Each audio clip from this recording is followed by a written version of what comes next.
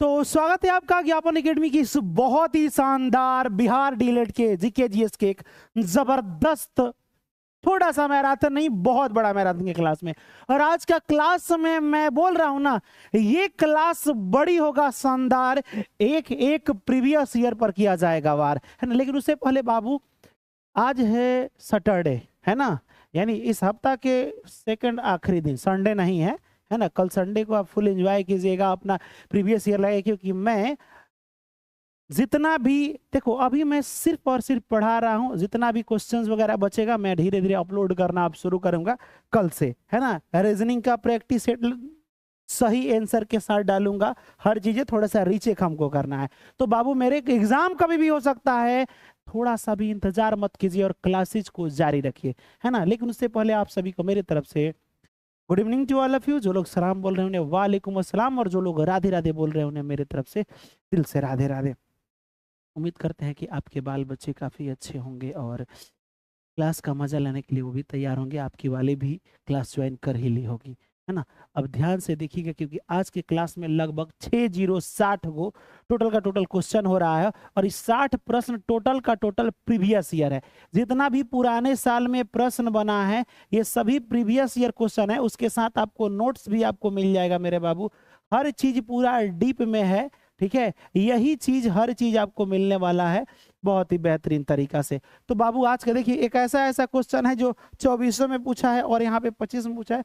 हर चीज मतलब हम क्या बताएं, अगर एक बार, मैं कई बार बोलता हूं कि जो लोग मेरा जीके जी इसके क्लास छोड़ते हैं वो बड़ी पछताते हैं। लेकिन एक और बात है, आप सच में पछताते हैं कि नहीं सर, सॉरी सर मिस कर दिया। लेकिन प्लीज बाबू आज तो मिस मत करना, है ना, आज मिस नहीं करना है। पता ना क्या हो जा रहा है मेरे मुंह को, जानते हो, हम कुछ बोल रहे हैं तब तक होंठ कटा जा रहा है, जीभ कट जा रहा है, लग रहा है कोई नजरिया दिया है। हमें इतना भी याद ना किया करो कि बार बार कुछ ना कुछ हो ही जाए, है ना। नजर लग जा रहा है, पूरा में निकल रहा है। आज का क्लास हम पूरा जोश जुनून के साथ आए हैं, एकदम फुल एनर्जी अंदर है, पर आवाज यहाँ से नहीं निकल रहा है, लटपटा जा रहा है, जुबान दिमाग ही खराब हो जा रहा है। करे तो करे क्या है।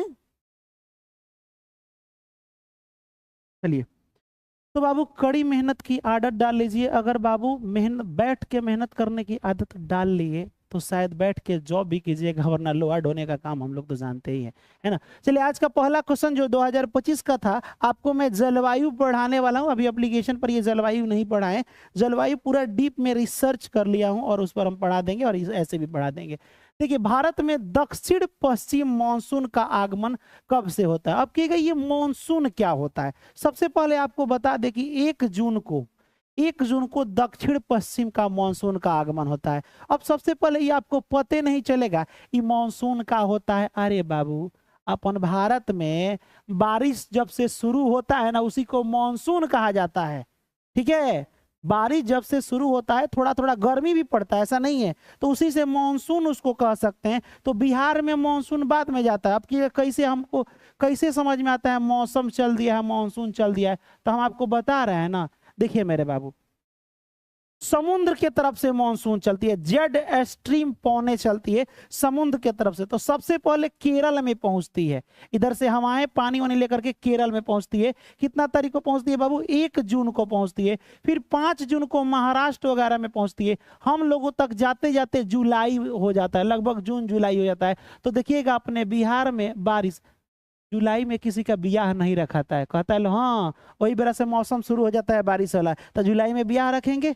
जुलाई में ब्याह रखोगे तो पता है लोग क्या कहेंगे, लड़कवा का ब्याह हो रहा है तब बारिश हो रहा है, लड़कवा भदरा है। भदरा माने लगता है कर पैदा हुआ था तो बारिशे में पैदा हुआ था, है ना। तो 1 जून को मानसून की शुरुआत होती है यहाँ से। जब हम आपको जलवायु पढ़ाएंगे, इधर से भी बहुत सारी जलवायु होती हैं, तो जलवायु पढ़ाएंगे तो बताएंगे। यहाँ से जाएगी तब तक यहाँ हिमालय पर्वत होता है, हिमालय पर्वत से टकरा जाती है हवाएं, इधर से कोना कोनी चल इधर से आ जाती है, और बिहार से होते हुए इधर निकल जाती है। देखें तो आप देखे होंगे कि इधर से जाती है और इधर से चली जाती है। तो जब इधर से हवा जाता है बिहार में तो हम लोग कहते हैं, जानते हैं क्या, पछुआ बह रहा है, क्योंकि ये पश्चिम साइड है तब पछुआ बह रहा है इधर से कहते हैं। ठीक है, इधर से जो जलवायु, इधर से हवा पास करेगा और हिमालय पर्वत से टकरा के इधर से जाएगा तो हम लोग कहेंगे पूरब से हवा बह रहा है तो पूर्वा बह रहा है। क्या बह रहा है? पूर्वा बह रहा है। ये बातें आपको याद रखना है। अगर पूरी जानकारी चाहिए तो यहाँ नोट्स में देख सकते हैं कहाँ कहाँ कौन कौन सी जलवायु जाती है, मैंने पूरा का पूरा बता दिया है। ठीक है मेरे बाबू, कहेगा कहाँ कहाँ जाती है सर, थोड़ा सा बता दीजिए। तो आइए हम आपको बता दें। ये भारत का मैप देख रहे हैं, यहाँ देखिए 1 जून को केरल में पहुंचता है जलवायु। कहाँ पे? केरल में पहुंचता है और ये तिरछा भागता है। कहाँ पे भागता है बाबू? तो याद रखिएगा। अब अच्छा एगो हमको बात बताइएगा, कहेगा कहा, जब इधर से हवाएं नीचे से चलेगा तो भारत में सटेगा यहाँ पे, इधर तो खाली है, तो इधर खाली है तो अंडमान निकोबार में भी इस साइड वाला देखो, या म्यांमार वगैरह साइड में भी 1 जून को ही मानसून चलता है। थोड़ा सा आगे जाएगा गोवा हुआ 5 जून को, ओकरा ऊपर जाएगा तो 10 जून को। ठीक है, उसके ऊपर गुजरात में मानसून कब पहुंचता है? 15 जून को। उसके बाद से यहाँ राजस्थान वगैरह साइड में जुलाई में पहुंच जाता है और हम लोग के यहाँ भी इधर से पहुंच जाता है जून जुलाई के करीब में। ठीक है, तो ये पौने हैं, ये बातें आपको याद रखना है। मैंने यहाँ लिख दिया है बाबू पूरा का पूरा डेटा। 1 जून को केरला में पहुंचता है, अपन बिहार और इसी क्षेत्र में आ जाएगा। ठीक है, कहेगा ठीक है सर, हम पूरी की पूरी बातें समझ चुके हैं। हम बोले बहुत अच्छा, वेरी गुड। आप उम्मीद करते हैं कि वीडियो को लाइक नहीं कीजिएगा, क्योंकि हम चिल्लाने वाले आज है नहीं। इसलिए नहीं चिल्लाने वाले हैं क्योंकि बाबू कोनो डाइन कर दी है। मोहब्बत नहीं, मेहनत करो। लव लेटर नहीं, ज्वाइनिंग लेटर असली सुकून देती है। ये बाबू तौकीर बोला है, ये बातें बिल्कुल सही है। लेकिन हम कितनों समझा लें, जब तक दुलाद खाओगे नहीं। देखो बाबू, जो जितना जल्दी ठोकर खाएगा वो लाइफ में सबसे ज्यादा सफल हो जाएगा। एक मैंने कहा था कि बाबू अगर आपका मोहब्बत मुकम्मल हो जाता है, तो मैंने एक बात बोला था कि मुकम्मल इश्क रोडपति बनाता है और बेवफा इश्क करोड़पति बनाता है। तो जितना जल्दी जो लात खा लिया वो बाबू गोल्ड मेडल लेगा। आज जो सोचेगा कि हमारी वाली हमारे साथ रहेगी, तो रहे, तुम्हारे साथ ही रहेगी जिंदगी भर, बाकी तुम कुछ नहीं करोगे, है ना बाबू। प्यार मोहब्बत से घर नहीं चलता है, घर रोटी से चलता, रोटी कमाना पड़ता है ना, पेट नहीं भरता है प्यार मोहब्बत से। विभिन्नताओं के बीच सामंजस्य की स्थापना का सर्वाधिक क्षमता किस शासन व्यवस्था में है? आप देखिएगा, एक होता है राजतंत्र, राजतंत्र में राजाओं का तंत्र था। एक होता है, मतलब राजा मालिक हुआ करते थे, लोकतंत्र। लोकतंत्र में लोगों का शासन है। तो बाबू अपन भारत देश देखे हो, भारत देश में क्या एक ही जात के लोग हैं? ठीक है, नहीं सर, अलग अलग विभिन्न विभिन्न प्रकार के लोग हैं। तो बाबू जिस देश में विभिन्न प्रकार के लोग हों और सब लोग मेल मिलाप करके रहे, तो ये सिर्फ लोकतंत्र में संभव है। तो विभिन्नताओं के बीच सामंजस्य, विभिन्न विभिन्न प्रकार के लोगों के बावजूद भी सभी लोग सामंजस्य बना कर रहे, मिल के रहते हैं, ये सिर्फ लोकतंत्र में ही संभव है बाबू। राजतंत्र में कतई संभव नहीं है, सैन्य तंत्र में नहीं है, और यहाँ अभिनायक तंत्र में नहीं है, ये लोकतंत्र में ही है। ठीक है, आपसे पूछा जाएगा लोकतंत्र का परिभाषा किसने दिया, आपको बताना है। चलिए कमेंट कीजिए तो बाबू, लोकतंत्र का परिभाषा किसने दिया? पापा की परी भकर भाषा, परिभाषा किसने दिया? तो मेरे बाबू लोकतंत्र का परिभाषा अब्राहम लिंकन ने दिया है। अब्राहम लिंकन, ये जानते हो क्या बोले हैं? बोले हैं ये लोकतंत्र क्या है? जनता के द्वारा बनाया जाता है, जनता के द्वारा बनाया जाता है। किसके लिए बनाया जाता है? जनता के लिए बनाया जाता है कोई भी नियम। ठीक है, किसका है ये लोकतंत्र? किसका है? जनता का है। तो बाबू का द्वारा और के लिए, लोकतंत्र जनता का है, जनता के द्वारा बनाया गया है, जनता के लिए बनाया गया है। इंग्लिश में इसे बोला जाता है of by for. Of by for का नारा किसने दिया है? Abraham Lincoln. ये बातें याद रखना है, जनता के द्वारा जो बनाया जाए। लेकिन गांव देहात में क्या कहता है? जनता के द्वारा, जनता की ऐसी की तैसी इज कॉल्ड डेमोक्रेसी। डेमोक्रेसी लोकतंत्र को बोला जाता है। जनता के द्वारा, जनता की ऐसी की तैसी इज कॉल्ड डेमोक्रेसी, ऐसा बात नहीं बोला जाता है ना। Option number C will be the right answer. अगला क्वेश्चन की बातें करें जो कि काफी ज्यादा इंपॉर्टेंट है। चलिए, लोकतंत्र का अर्थ यह नहीं है। लोकतंत्र का कौन सा अर्थ नहीं है? लोकतंत्र में झगड़ा उगड़ा करने की बात थोड़ी होती है। लोकतंत्र का अर्थ हिंसा नहीं होता है। लोकतंत्र में चुनाव होता है मेरे बाबू, लोकतांत्रिक अधिकार होता है, विभिन्नता भी होता है, लेकिन हिंसा की बातें नहीं होनी चाहिए। बोला गया ठीक है, बहुत अच्छा। ये सब 2025 का प्रीवियस ईयर है मेरे बाबू। और देखिएगा आप, जैसे ये क्लास ओवर होगा देन एंड देयर इस वीडियो को हम हटा देंगे, देन एंड देयर वीडियो को हटा देंगे। 24 क्यों सर? हम काहे लिए मरने जाएंगे भाई? क्यों मरे हम आपके लिए? जब आपके लिए इतना मरने के बाद, एक टीचर को कुछ भी होने के बाद से इतना हम पढ़ाने के लिए तैयार है, और आप आराम से नींद फरमा रहे हैं, हम क्यों मरेंगे आपके लिए? बताइए वाई। मैं वीडियो को बार बार कहता हूं ना, सच में प्राइवेट मारना शुरू करेंगे अब, क्योंकि किसी लायक नहीं है आप। सच बता रहे हैं, आपको सिर्फ और सिर्फ वाहियात मोटिवेशन चाहिए। हमारे फैमिली का कंडीशन बहुत बड़ा मोटिवेशन होना चाहिए। हम आपके सामने खड़े हैं, एक बात जान लीजिए, डेली हम अपने परिवार को देखते हैं कि किस दौर से हम लोग गुजरे हैं। ये हर चीजें देखने के बाद सच बता रहे हैं, ना कोई तिलक अच्छा लगता है, ना कोई बारात, ना ये होली में भी भले हम लोग एंजॉय किए, मन नहीं करता था। सच बता रहे हैं, घर की जिम्मेदारी जब आ जाती है सब कुछ फीका पड़ने लगता है। अलग से दिमाग पर कई हजार का टेंशन चलने लगता है, वोल्ट का दबाव पड़ने लगता है। लेकिन आपको क्या है? इस दुनिया में ये सोच लिया कि बस यार पैदा हुए हैं तो ऊपर वाला देगा। जब ऊपर वाला पैदा हुआ तो ठीक है, ऊपर वाला पैदा किया है तो ऊपर वाला देगा ही, है ना? तो ये सब चीजें होते रहेगी। ऊपर वाला कभी ऐसे नहीं, ऊपर वाला आपको छोड़ दिया है, तुमको जो करना है करो। बाबू एक बात हमेशा अपने जहन में उतार लीजिए, जो हाथों की लकीरों पर भरोसा करता है तो जो तकदीर में लिखा होगा वही पाओगे, लेकिन जो मेहनत पर भरोसा करेगा ना तो खुदा वही लिखेगा जो तुम चाहोगे, और तुम चाहोगे नहीं। देखना तुम, यहां देखिए, बिहार के जिस जिले में प्रति लाख जनसंख्या पर सड़कों की लंबाई सबसे अधिक है? तो बाबू प्रति लाख जनसंख्या पर जमुई में सड़कों की संख्या आपको ज्यादा मिलेगा, ऑप्शन नंबर डी। वैसे जमुई में सबसे ज्यादा सोना होता है, ये भी बातें आपको लिख लेना है। जमुई में सबसे ज्यादा नहीं होता है जामुआ, तो लोग सोया रहता है तो लोग क्या, सूतल बाकी मरल बहो। तो जमुई में जमीन में सबसे ज्यादा सोना होता है, ये बात याद रखना है। शिवहर क्षेत्रफल के हिसाब से सबसे छोटा है, छोटा जिला है। पटना जनसंख्या के हिसाब से सर्वाधिक जनसंख्या है, सर्वाधिक जनसंख्या, ये बातें याद रखना है। दरभंगा, आपको ये बताना है दरभंगा किस लिए प्रसिद्ध है। अगर आप हमें बता दिए कि दड़ीभंगा किस लिए प्रसिद्ध है तो बाबू हमरे तरफ से फोफिया, दरभंगा किस लिए प्रसिद्ध है आपको बता देना है।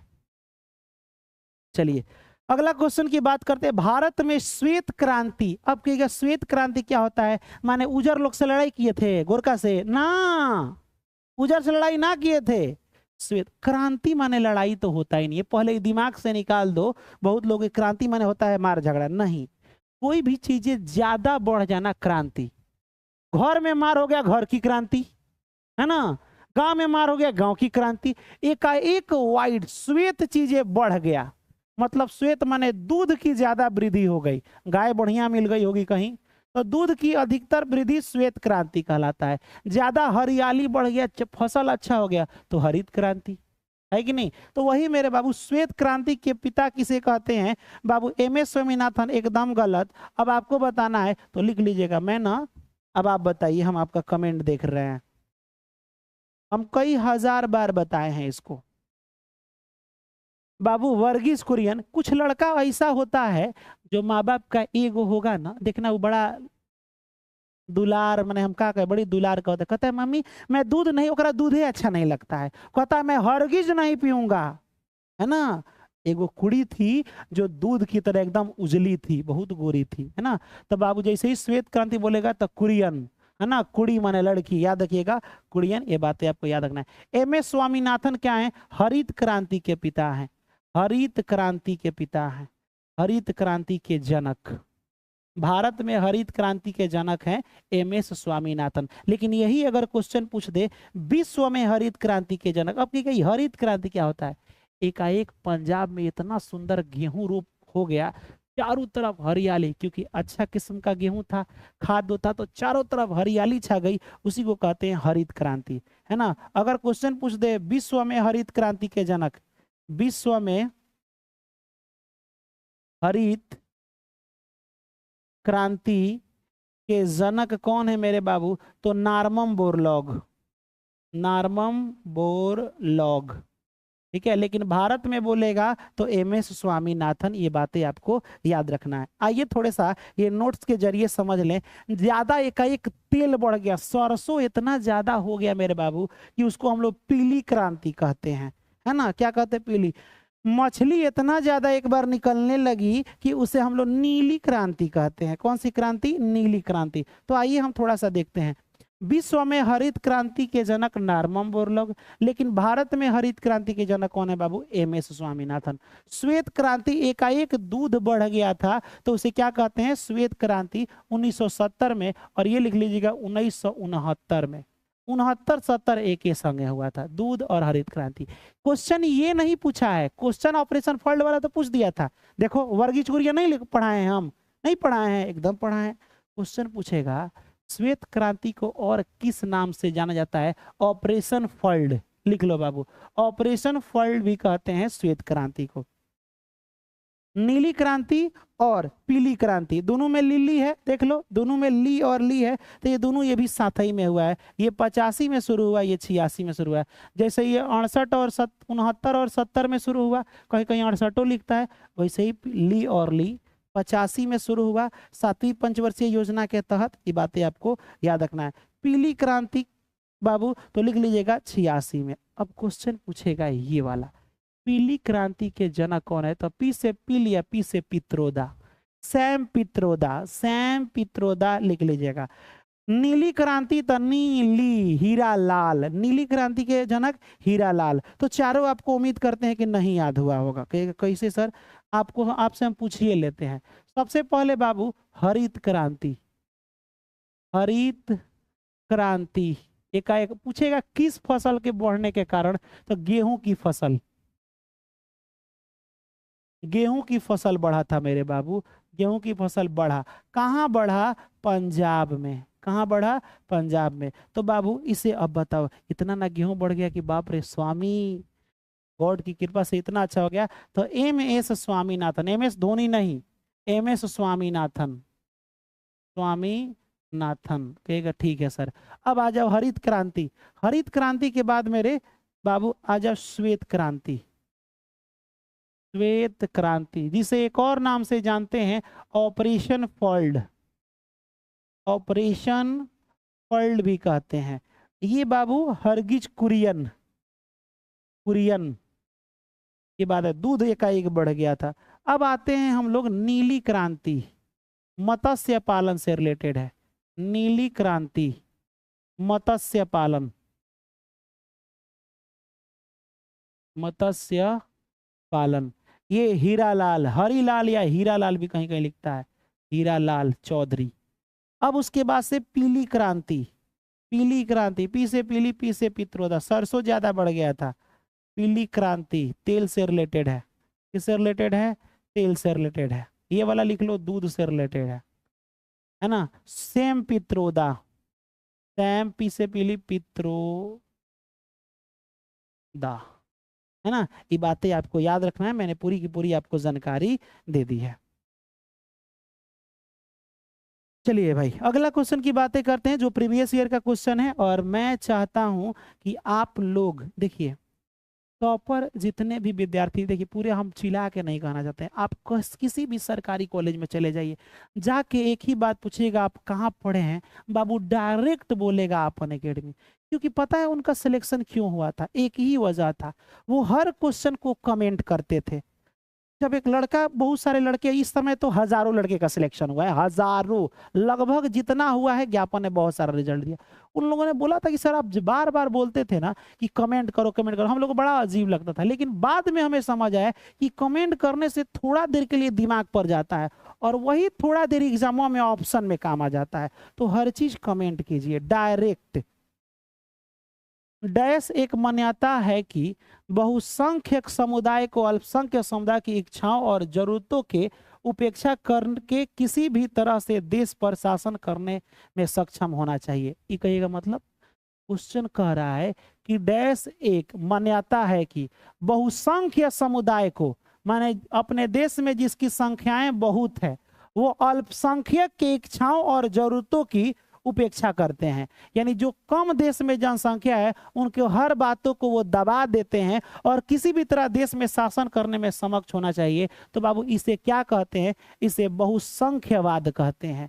बहुसंख्यवाद किसे कहते हैं? मान लो कि हमारी जनसंख्या ज्यादा है, किसी दूसरे धर्म का जनसंख्या कम है, तो हम उस पर जबरदस्ती प्रेशर डाल के हम आपन राज चलाएंगे। तू कम बड़ा, हाँ हमनी के ढेर बानी सन, तो राज तो हमनिए के नु रही।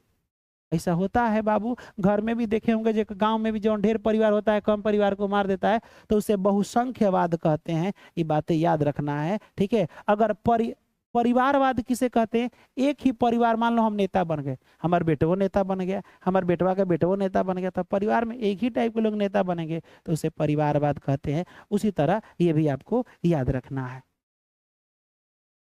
अगला क्वेश्चन, भारत में बिजली उत्पादन के लिए निम्नलिखित में से कौन सा सबसे महत्वपूर्ण कच्चा माल है? आपको ये बताना है कि सबसे ज्यादा बिजली किससे बनता है? पानी से, कोयला से, या फिर क्या बोलते हैं नाभिकीय ऊर्जा वगैरह जो भी है उससे। तो बाबू मेरे पानी से मात्र 22%। जल से विद्युत कितना बनता है? लिख लीजिएगा, जल विद्युत केवल और केवल 22% बनता है। सबसे ज्यादा बिजली मेरे बाबू कोयला से बनता है, लिख लीजिएगा कोयला से बनता है। ये बहुत सब कोयला भारत में कहाँ है मेरे बाबू? तो लिख लीजिएगा। अच्छा, आपके दहिया पर कोयला बनेगा तो आप धो के झाड़ नहीं दीजिएगा, झारखंड के झरिया में, झारखंड के झाड़ दिया हो, है ना। कहाँ है सबसे ज्यादा कोयला? झारखंड के झरिया में। ये बातें आपको याद रखना है। यूरेनियम सबसे ज्यादा झारखंड में, झारखंड में। कभी कभी आंध्र प्रदेश भी देगा, तो वहां भी, दोनों साथ में नहीं देता है, आंध्र प्रदेश भी देगा, आंध्र प्रदेश भी दे देता है। ये बातें आपको याद रखना। एनीवे, सबसे ज्यादा बिजली किससे? कोयला से बनता है। लेकिन ये भी क्वेश्चन आपसे उसी दिन प्रीवियस ईयर 2025 में पढ़ाए थे। ये सब 2025 का प्रश्न है। उसी दिन पढ़ाए थे कि बाबू मेरे बिजली के बारे में पूरा का पूरा पढ़ाए थे। 22% जल द्वारा बनाया जाता है। अब आते हैं चिनकोना। छिनकोना है बाबू, छिनकोना एक वृक्ष है, सिनकोना होता है, ठीक है। सिनकोना वृक्ष पाए जाने वाले क्षेत्र में कितना चाहिए? अब सिनकोना किस टाइप का वृक्ष होता है? इस वृक्ष से मेरे बाबू मलेरिया का दवा बनता है। ये भी एग्जाम में पूछा है, मलेरिया का दवा किस वृक्ष के छाल से बनता है? सिनकोना के छाल से मलेरिया का दवा बनता है। अब ये सिनकोना के छाल यानी वृक्ष को उपजाने के लिए कम से कम 100 सेंटीमीटर से भी अधिक वर्षा होनी चाहिए। कितना? 100 सेंटीमीटर से भी अधिक बारिश होगा, वहीं पे ये वृक्ष होता है। इससे किस चीज का दवा बनता है बाबू? मलेरिया का दवा बनता है, मलेरिया का दवा बनता है। एक और क्वेश्चन पूछता है, कैंसर का दवा किस रसायन से बनता है? कैंसर जो होता है ना, तो कैंसर का दवा किस रसायन से? थोड़ा सा कमेंट में बताइए। तो ये भी पूछा है आपके एग्जाम में, कैंसर दवा, कैंसर का दवा किस रसायन से बनता है? किस रसायन से बनता है? ये आपको कमेंट में मेरे बाबू बताना है। किसी को पता है? किसी को नहीं पता है? वाह रे वाह, है रब्बा, बहुत अच्छा। यहाँ अब सब लोग कमेंट कर रहे हैं, वेरी गुड बाबू। नहीं पता है मलेरिया का दवा? नहीं नहीं बाबू नहीं, टैक्सोल बिल्कुल सही जवाब। टैक्सोल रसायन, टैक्सोल से बनता है, लिख लीजिएगा। टैक्सोल एक रसायन है जो बाबू हिमालय क्षेत्र में पाया जाता है, जिसे हिमालयी यौ कहते हैं, हिमालयी यौ, ठीक है। इसी से निकाला जाता है टैक्सोल रसायन और कैंसर का दवा बनता है। आइए यहाँ पूरी ले भाई, अब ये पूरी जानकारी देने वाले थे यहाँ पे। हाँ, एक और चीज आपको मैं इस राज की बातें बता दूं, जो मैंने पूछा था सिनकोना की छाल वाला, ठीक है, ये कहाँ कहाँ पूछा गया है, तो 2023 में, गौर से यहाँ देखिए मेरे बाबू, गौर से 2023 में स्टेट में पूछा गया है, और 2025 के कहाँ पूछा गया है, डीएलएड में पूछा गया है। ये पूरा का पूरा मैंने लिख दिया है सिनकोना के बारे में। ये वृक्ष कहाँ पाए जाते हैं, कैसे पाए जाते हैं, तो मेरे बाबू जो ये सिनकोना यही है, देख लीजिएगा, यही सिनकोना है। और ये वृक्ष अमेरिका के उष्णकटिबंधीय एंडियन जंगलों में पाया जाता है, जैसे पेरू वगैरह, इक्वाडोर में पाया जाता है। भारत में ये दार्जिलिंग और नीलगिरी के क्षेत्रों में पाया जाता है। ये बातें आपको याद रखना है। कुनैन के छाल से मलेरिया का दवा बनता है, ये बातें आपको याद रखना है। तो यही है आपका वृक्ष।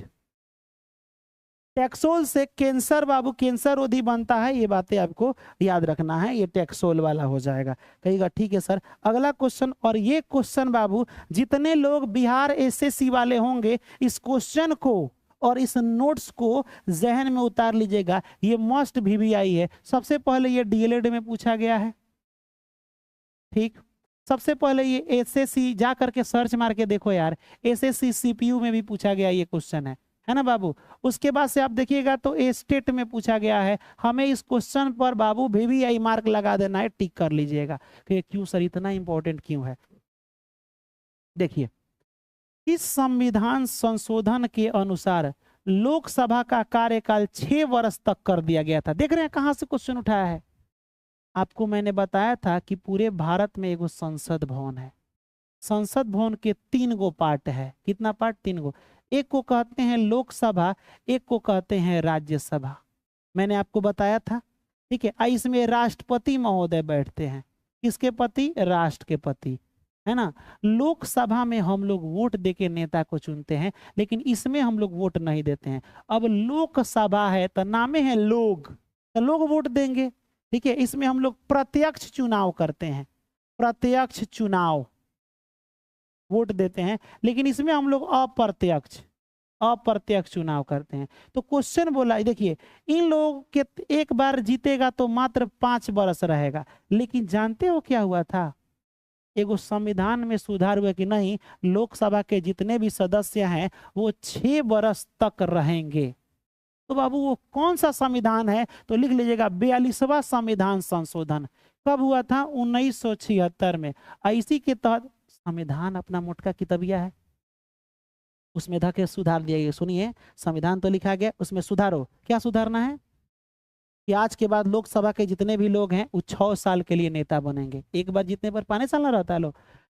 बाद में देखा गया कि चलो भाई, तो 6 वर्ष के लिए सुधार दिया गया था। लेकिन बाबू मेरे, फिर देखा गया कि ना 6 वर्ष ठीक नहीं है, तो फिर एक बार संविधान में गलती सुधारा गया, तो उसको कहते हैं 44वां संविधान संशोधन। तो 44वां संविधान संशोधन बाबू 1978 में हुआ, और फिर ये 6 वर्ष से क्या कर दिया गया? 5 वर्ष कर दिया गया, 5 वर्ष कर दिया गया। अब कभी कभी इससे 10-12 गो क्वेश्चन बनेगा। कभी कभी पूछेगा 42वां संविधान संशोधन कब हुआ था? 42वां संविधान संशोधन। कभी कभी पूछ देता है 44वां संविधान संशोधन कब हुआ था? 44वां संविधान संशोधन कब हुआ था?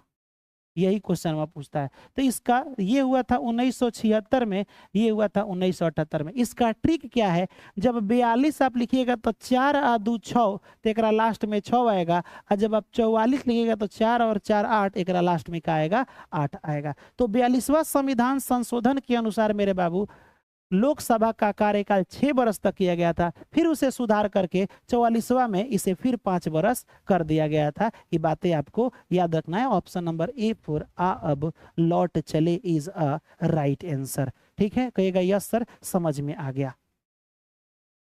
अब आइए थोड़ा सा 42वां संविधान संशोधन को हम लोग पढ़ ले। ये क्यों सर, इसी को क्यों पढ़ा रहे हैं बाबू? इसे लघु संविधान कहा जाता है, माने छोटका संविधान। भारत का लघु संविधान किस संशोधन को कहा जाता है? अब कहिएगा इसे संविधान क्यों कहते हैं? 42वां संविधान संशोधन में इतना ना सुधार हो गया, माने इतना सुधारते सुधारते ये पेजवा इतना मोट हो गया, लग रहा था ये वो किताब है, तो इसे छोटा संविधान की तरह दिखने लगा, इसीलिए इसे लघु संविधान कहते हैं। सबसे पहले तुम सरकारी स्कूल की किताब का पहला पेज पलटोगे तो ऊपरवा लिखा रहेगा उद्देशिका या प्रस्तावना। उसमें लिखा रहता है हम भारत के लोग भारत को संपन्न, ऐसे लिखा रहता है ना, वो है उद्देश्य, मतलब उद्देशिका या प्रस्तावना है। उस प्रस्तावना में 42वां संविधान संशोधन के तहत 3 चीजें जोड़ा गया था।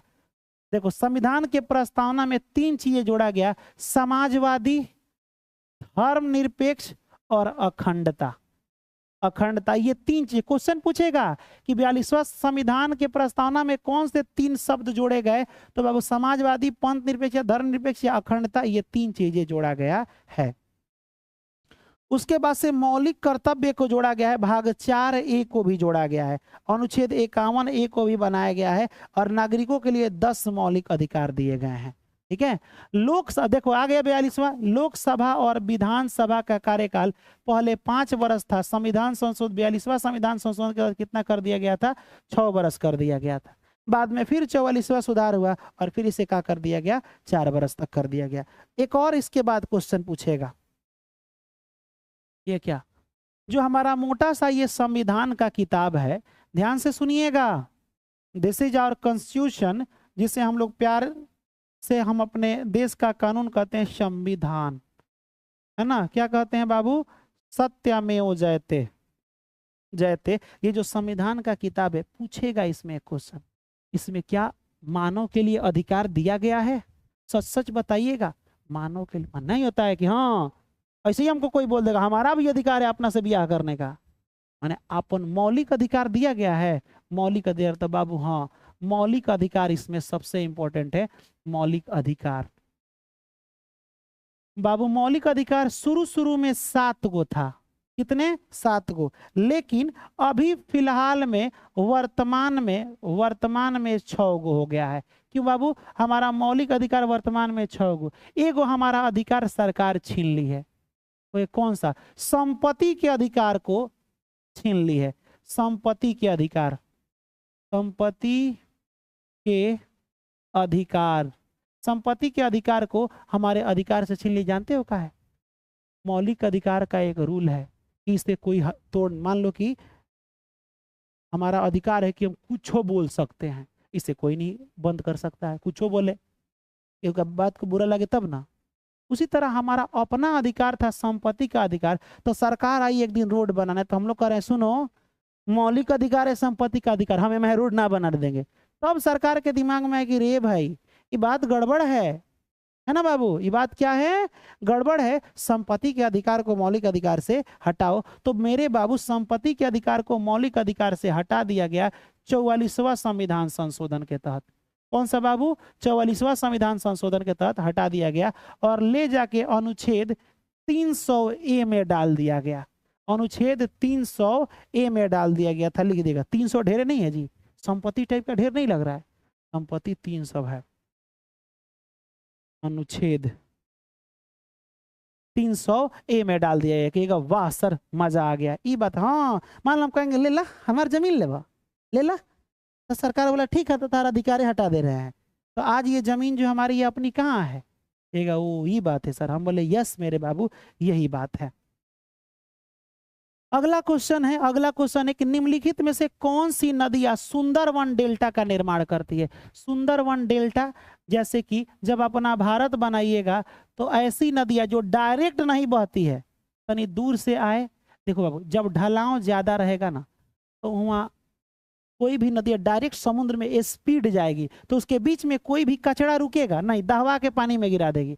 लेकिन जब नदियाँ बाबू थोड़ा सा ऊपर से इसे बहते बहते आती है, जब सीधा हो जाती है तो बहुत सारे कचड़े को लेकर के आती है, कचड़े को ठेलते ठेलते लेकर के आती है ना। अब मान लो कि बेचारी नदिया का ठेलते ठेलते ताकत खत्म हो जाएगा तो क्या करेगी, समुद्र में गिरने से पहले जितना भी यहाँ कचरा होगा बीच बीच में कहीं कहीं छोड़ देगी, बीच बीच में इधर उधर से ऐसे निकल जाती है, क्योंकि बाबू ठेलते ठेलते, हाँ अब कितना ठेलेंगे भाई, हटा चाची, साइड से ऐसे हट जाएगा, समझ में आया ना, बीच में है, ऐसे बीच में है, खूब दबाएगी, दम लगाएगी, जब नहीं होगा तो साइड से पानी निकल जाता है, देखना साइड से निकल जाएगा तो बाबू जो ये जमीन का हिस्सा है ना, यहीं पे बाबू इसी को सुंदरवन का डेल्टा कहा जाता है, सुंदरवन का डेल्टा। और सबसे ज्यादा इसी साइड में है, गंगा नदी के द्वारा और ब्रह्मपुत्र नदी के द्वारा ये बनाया गया है, दो ही नदियों के द्वारा बनाया गया है डेल्टा। ये बातें आपको याद रखना है, गंगा और ब्रह्मपुत्र। आज जो नदियां डायरेक्टे खूब स्पीड में आई और धब दे पानी में गिर गई, तो बीच में माटी और कहाँ पे मिट्टी ओटी छूटा, कुछ नहीं छूटा, तो उसे एस्चुअरी कहते हैं। एस्चुअरी माने ऐसे जा रहा है झरना की तरह एकदम डायरेक्ट ऐसे गया, मान लो ये है नदी आई या धब दे गिर गई, ऐसे धब दे पानी की तरह ऐसे गिरने लगी, तो बीच में कचरा थोड़े आएगा, तो इसे एस्चुअरी कहते हैं, एस्चुअरी कहते हैं। तो बाबू ये डेल्टा का निर्माण करती है। सुंदरवन का डेल्टा कहाँ है पूछ देगा तो लिख दीजिएगा पश्चिम बंगाल में है। कहाँ पे है, ये भी डीएलएड का क्वेश्चन है। सुंदरवन का डेल्टा कहाँ है मेरे बाबू, पश्चिम बंगाल में है। चलिए बाबू, हमें पता है कि आपको नींद आ रहा है, आप सोइए, आप सोइए, और आज हम आपको दिखाएंगे कि क्लास मैराथन छोड़ने का नतीजा क्या होता है। ठीक है, आप नहीं मजबूर हो गए ना रोने के लिए, तो देखिए, क्योंकि जानते हैं हम सच बता रहे हैं, हमें आप देख रहे हैं कि हम इस तरह नहीं बोलते, हम पूरे जुनून में हैं, लेकिन क्या करें, हमारा मुंह में डाइन कर दिया। ठीक है, देखो इधर, लोकतंत्र में एक निश्चित समय अंतराल के पश्चात ही चुनाव क्यों होता है। लोकतंत्र में एगो समय फिक्स रहता है, आखिरकार वही समय पर चुनाव क्यों होता है। अरे भाई, दिया जाता है नेताओं को मौका कि इतना साल में तुम कितना डेवलपमेंट कर सकते हो, तनी अपनो दिमाग लगाया जाता है। सरकार का उत्तरदायित्व सुनिश्चित करने के लिए, दलों को समान राजनीतिक भागीदारी सुनिश्चित करने के लिए, राजनीतिक वाद विवाद तथा जन संवाद को प्रोत्साहित करने के लिए, यह एक प्रथागत प्रक्रिया है। प्रथागत प्रक्रिया नहीं है, सबसे पहले डी तो पहले होकर नहीं करेगा, प्रथा है, लग रहा है हमारे पूर्वजों से चलते आ रहा है, हम लोगों ने ही बनाया है इसे, तो है तीनों सही है ना। यहाँ पे देखिए, सरकार का उत्तरदायित्व सुनिश्चित करने के लिए कि तुम्हारा ये उत्तरदायित्व है। उत्तरदायित्व माने क्या होता है, माने तुम्हारा काम है जनता के चीजों को उत्तर देना। उत्तरदायित्व माने उत्तर देना है, अगर वो कुछ कहे तो ये काम होता ही है। तो A B C option number D will be the right answer. D for देवर भौजा इज अ राइट आंसर।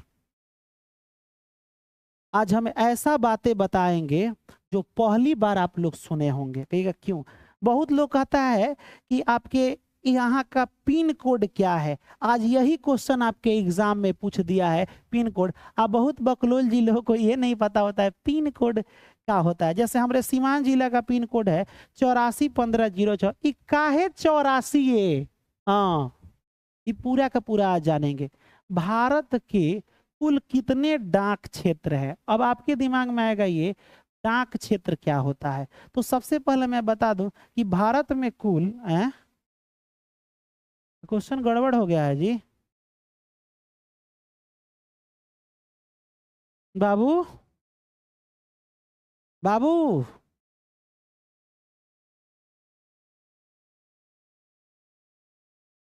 एक गड़बड़ हो गया।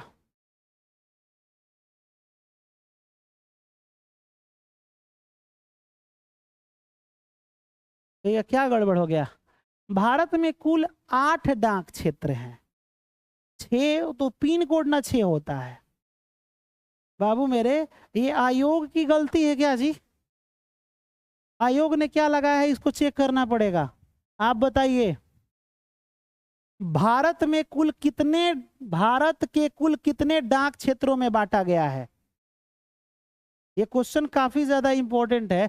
तो मेरे हिसाब से अगर देखा जाए तो वैसे तो 8 क्षेत्र था ना, लेकिन रुक जाओ, 6 पिन कोड होता है, 6 3 9, ठीक है, 9 डाक क्षेत्र लिख सकते हैं। पहले था 9 डाक क्षेत्रों में बांटा गया, ऐसा आप लिख सकते हैं। अब आपके दिमाग में एक बात चलेगा, क्या ये डाक क्षेत्र क्या होता है। आप हमको एक बात बताइए, पूरा भारत बहुत बड़ा क्षेत्र है, 9 लिख लीजिएगा, कहीं कहीं 8 दे रहा है इसीलिए तनी गड़बड़ हो रहा है, लेकिन वो बता दे रहे हैं वो 8 क्या है।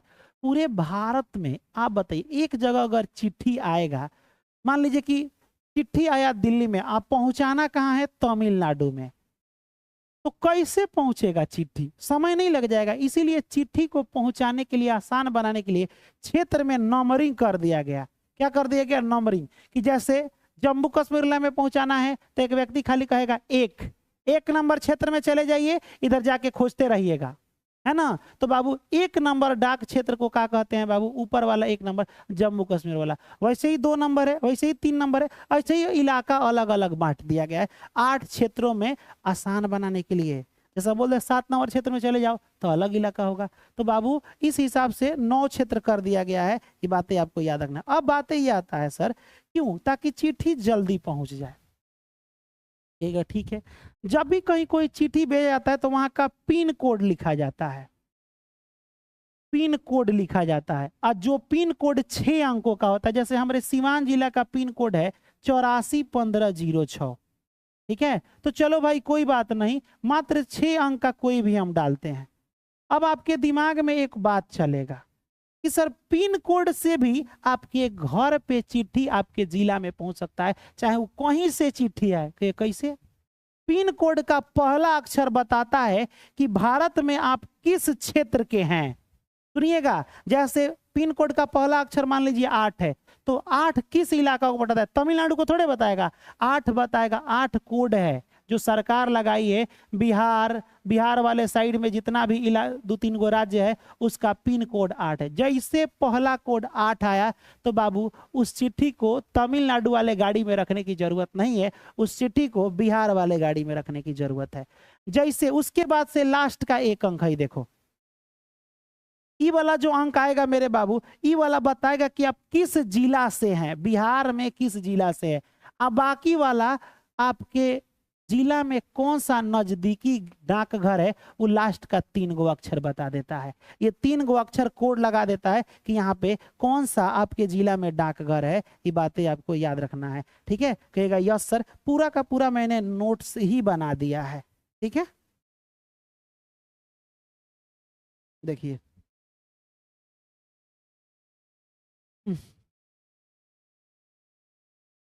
अगर यहाँ पे समझने की कोशिश कीजिएगा तो भारत में डाक या चिट्ठी पहुंचाने का काम इंडियन पोस्ट करता है, ठीक है। कहेगा हाँ सर, क्योंकि भारत बहुत बड़ा देश है और इसीलिए डाक को जल्दी पहुंचाने के लिए इसे 8 बड़े बड़े क्षेत्रों में बांट दिया गया है। बड़का 8 क्षेत्रों में बांट दिया गया। किसी भी चिट्ठी या पार्सल को भेजने के लिए उस पर पिन कोड जरूर लिखा जाता है। एक अच्छा, हाँ मेरे बाबू, पिन कोड का मतलब क्या होता है बाबू? Postal index number. Postal index number लिखा जाता है पिन कोड से। जैसे उदाहरण के लिए यहाँ पे मैंने लिख भी दिया, 6 अंक का पासवर्ड मैंने लिख दिया है।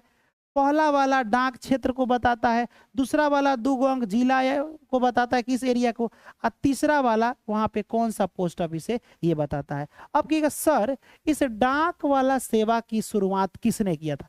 कौन ही दिमाग लगाया कि 6 गो अंक का काम अलग अलग है?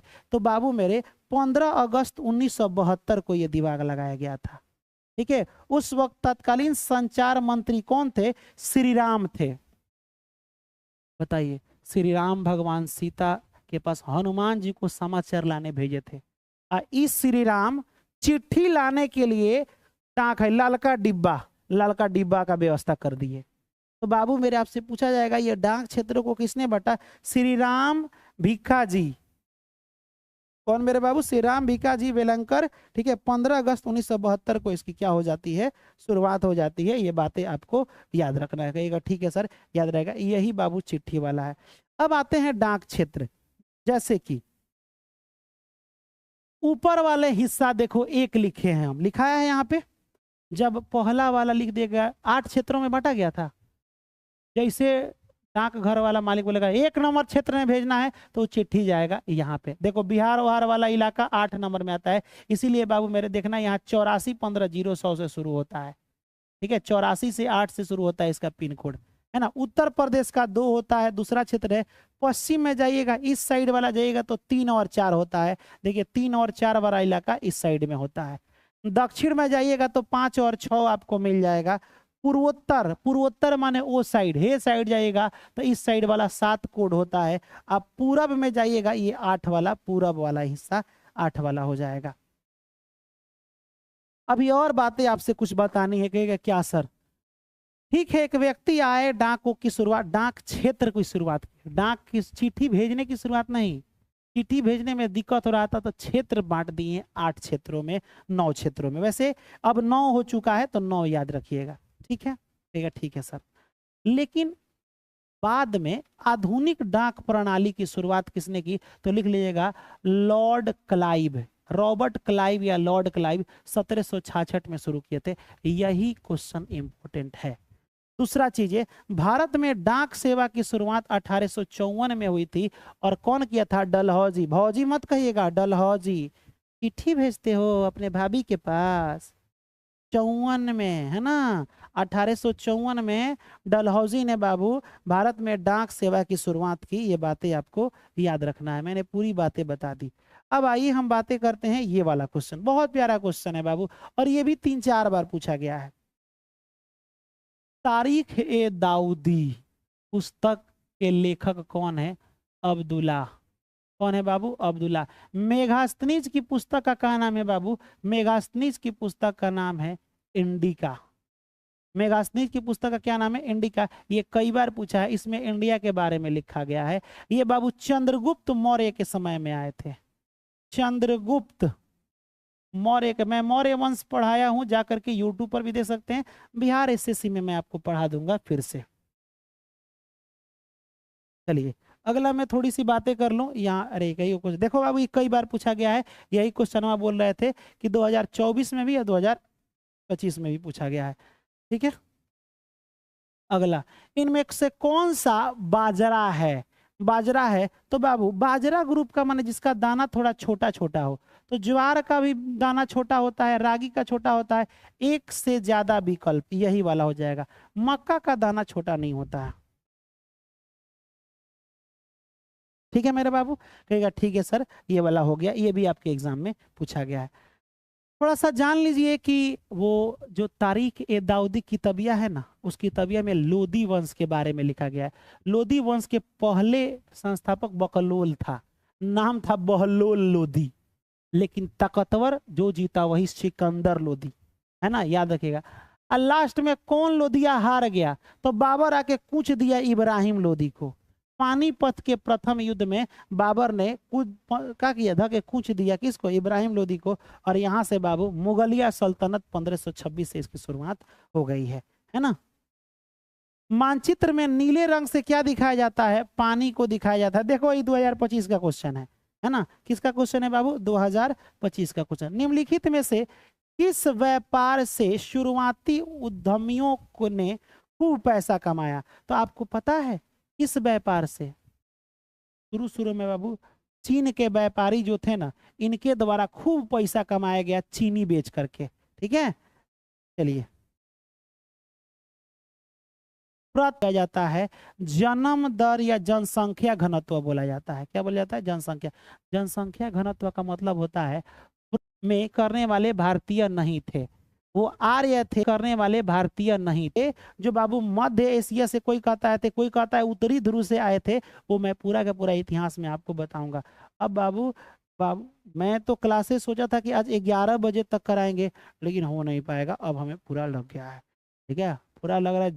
देखो हमरा को कर दे रही है डाइंस मतलब मेरे कहने का मतलब क्वेश्चन अभी बहुत सारा है। एक और क्वेश्चन है, ये जान लीजिए। प्रीवियस ईयर 2025, फ्रांस की क्रांति के समय वहां का शासक कौन था? लुई 16वां था। लुई 16वां था। एक मेहरारू का नाम था मेरी, मेरी नहीं थी, मेरी एंटोनेट था एक मेहरारू का नाम, है ना? याद रखिएगा। फ्रांस की क्रांति कब हुई थी? 1789। फ्रांस की क्रांति कब हुई थी? 1789 को हुआ था। तो बाबू मेरे यहाँ अभी 37 क्वेश्चन मैंने कराया है। क्वेश्चनों की संख्या टोटल 62 को है। यहाँ ढेरों सारा नोट्स है, लेकिन हम चल रहे हैं अभी दवा खाने, ठीक है? इतना देर करा दिए, लगभग 35-40 ऑब्जेक्टिव। एक बात बताइए, अभी मेरे को बताइए क्लासेस कैसी लगी? तुम नहीं मानोगे, हमें पता है कि तुम बार बार कुछ लोग आएंगे कुछ लोग जाएंगे, ऐसे ही होगा, ना लाइक करोगे ना स्टेटस लगेगा। पता है बाबू, आपके लिए हम अगर जान भी निकाल के दे देना, हमें ऐसा लगता है, तो भी आपको लगे कि हम क्यों शेयर करें, वो भी तो पढ़ लेगा। क्यों बाबू? आप थोड़ा देर के लिए सोचे कि इससे जब आप दूसरे को शेयर करेंगे तो इससे भी आपके अंदर मोटिवेशन जाएगी, वो पढ़ा था तो हमरो पढ़ेगा बा। और आपके टीचर के अंदर, आपके सर जी जिन्हें आप ढेरों सारा प्यार करते हैं, ठीक है, उन्हें और मोटिवेशन जाएगा। लेकिन फिर भी आप क्या करने वाले हैं बाबू? नहीं स्टेटस डालिएगा। आज सभी लोग, जितने लोग हैं 800, आप लोग के आपके घर वालों की कसम, पहले बता दे रहे हैं हम, सभी लोग वीडियो को शेयर करके हमें स्क्रीनशॉट भेजना है, तभी हम पढ़ाएंगे, नहीं तो फिर हम नहीं पढ़ाएंगे क्लास। ये कौन सा बात हुआ चुन्नर आदमी? क्यों ऐसा करते हैं? इतना हमें अभी शेयर करिए कीजिए तो बाबू आपके फोन में जरूर व्हाट्सएप ग्रुप होगा। पता है बाबू क्या होगा? पढ़ने वालों को शेयर कीजिए।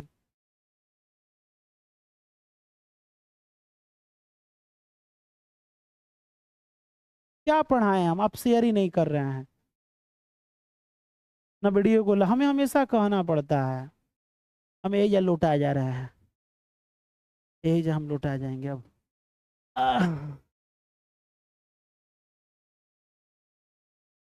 बाबू शेयर करोगे? सही सही बताओ। आए ना करोगे? बताओ। तुम्हें तुम्हारी वाली की कसम, अगर शेयर नहीं किए, अगर लाइक नहीं किए, इस वीडियो के जैसे ही कम खत्म होगा, इसके बाद से हरित क्रांति हम तुम्हें कितना बरियारी पढ़ाते हैं, हरित क्रांति, श्वेत क्रांति, है ना, उसके बाद जितना क्रांति पढ़ाए सभी को कमेंट करना है, तब ना याद होगा। काहे हमको रुला रहे हो? हाँ, काहे रुला रहे हो बताओ? क्यों करते कर दिए सर? ना झूठ बोल रहे हो अभी हो, क्रिया खाओ कसम खुदा की। चलिए, इसके बाद से मैं ये पूरा का पूरा नोट्स कहाँ दूंगा बाबू बताइए? जितने लोग अभी टेलीग्राम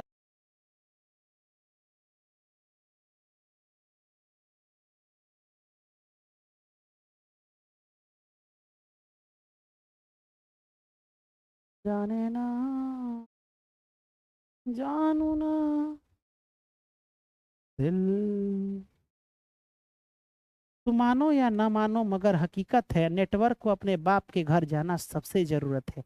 जरा हमारे क्लास में घुस के तो देखो, नजर आने वालों की संख्या बहुत है ना, हम जानते हैं, लेकिन फिर भी हम क्लासवा रोज कराएंगे, चाहे कुछ भी हो जाए, है ना, हम एक आखिरी दम तक कराएंगे। जब तक सिलेक्शन छीन नहीं लेते हो तब तक हम डट के मुकाबला करेंगे, उसके लिए टेंशन लेने की जरूरत नहीं है ना। जैसे क्लास खत्म होता है बाबू 1000 हमें कमेंट चाहिए, ताकि और हमारे अंदर जुनून आ जाए और पड़ोसियों को जाए। हमें खुद को नहीं, पड़ोसियों को जलाना है, इतना मेहनत कर देना है, रिजल्ट का परचम लहराना है। क्योंकि ज्ञापन एक ही बात बोलता है कि यह दिलासा नहीं, रिजल्ट देता है। एक बार इससे जुड़ के देखिए, ये जिंदगी बदल देता है। तो फिर मिलेंगे नेक्स्ट वीडियो में नेक्स्ट टॉपिक के साथ मेरे बाबू। कमेंट हमें चाहिए कैसा लगा क्लास।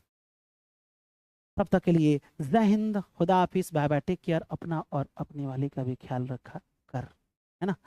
लव यू हमारे फैमिली के लिखिएगा।